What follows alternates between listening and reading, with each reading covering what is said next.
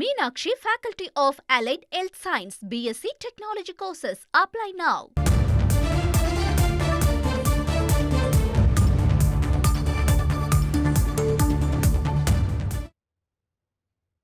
அண்மைச் செய்தி 2026 தேர்தலில் கூடுதல் தொகுதிகள் கேட்போம் என்று மதிமுக திட்டவட்டமாக தெரிவித்திருக்கிறது.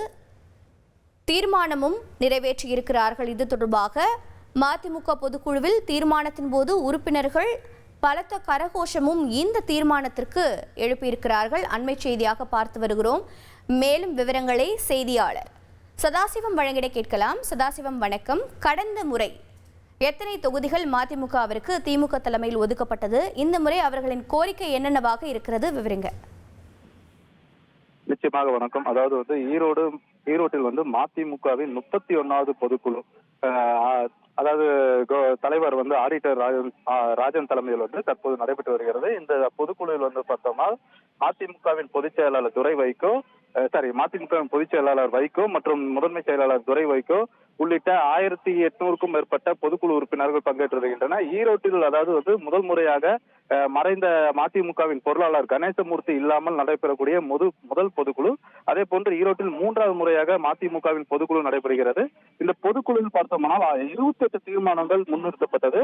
இந்த தீர்மானங்கள் முதன்மையாக பார்க்கக்கூடியது என்னவென்றால், இன்னும் ஓராண்டுகளில் 2026 சட்டமன்ற தேர்தல் நடைபெற இருப்பதால் இது குறித்து மதிமுகவின் கூட்டணி குறித்தும் பல்வேறு தரப்பில் விவாதிக்கப்பட்டது. தொடர்ந்து மதிமுகவின் பொதுக்குழுவில் நிறைவேற்றப்பட்ட தீர்மானங்கள் என்ன பார்த்தோம்னால், கடந்த 2017ஆம் ஆண்டிலிருந்து திமுக, அதாவது இந்திய கூட்டணி தலைமையிலான தமிழகத்தில் திமுக தலைமையிலான கூட்டணியில் மதிமுக தொடர்ந்து இடம்பெற்று வருகிறது.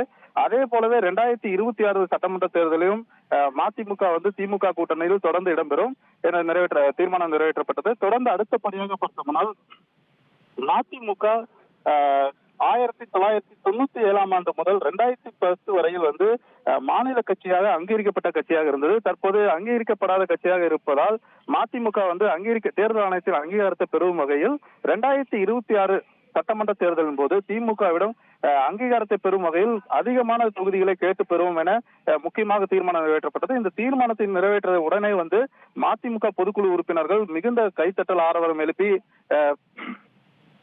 எழுப்பி தங்களது மகிழ்ச்சி வெளிப்படுத்தினர். ஏன் என்று பார்த்தோம்னா, மதிமுக பொதுச் செயலாளர் கூடிய வைகோ தலைமையிலான கட்சி தொடர்ந்து செயல்பட்ட போது அங்கீகாரம் பெற்று வந்தது. இந்நிலையில் கடந்த சில தேர்தலாக குறைந்த அளவில் சட்டமன்ற தொகுதியில் போட்டியிட்ட நிலையிலும் நாடாளுமன்ற தொகுதியில் போட்டியிட்ட நிலையிலும் கட்சிக்கான அங்கீகாரம் பெற முடியாத நிலையில் இருந்தது. இதனால் 2026ஆம் ஆண்டு சட்டமன்ற தேர்தல் மதிமுக ஒரு அங்கீகாரத்தை பெற வேண்டும் என்ற முனைப்போடு கூடுதல் தொகுதிகளை பெற வேண்டும் என மதிமுக தொண்டர்கள் தங்களது கோரிக்கைகளை வலியுறுத்தி வந்தனர். அதன் அடிப்படையிலே தற்போது தீர்மானம் நிறைவேற்றப்பட்டுள்ளது. தொடர்ந்து பார்த்தோம்னா, தமிழகத்தில் பூர்ண மதுவிலக்கை அமல்படுத்த வேண்டும். அதே போல பல்கலைக்கழகத்திற்கு துணைவேந்தர்கள் நியமிப்பதற்கு எதிர்ப்பாக உள்ள ஆளுநரை திரும்ப பெற வேண்டும். அரசு பள்ளிகளை தனியார் பள்ளிகளுக்கு நிகராக தரம் உயர்த்த வேண்டும்.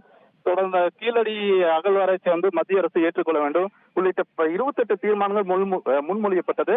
தொடர்ந்து தீர்மானங்கள் வாசிப்பு நிலையை மாநில பொருளாளர் செந்தில் அதிபன் வாசித்து வருகிறார். Meenakshi, Faculty of Allied Health Science, BSc Technology courses. Apply now.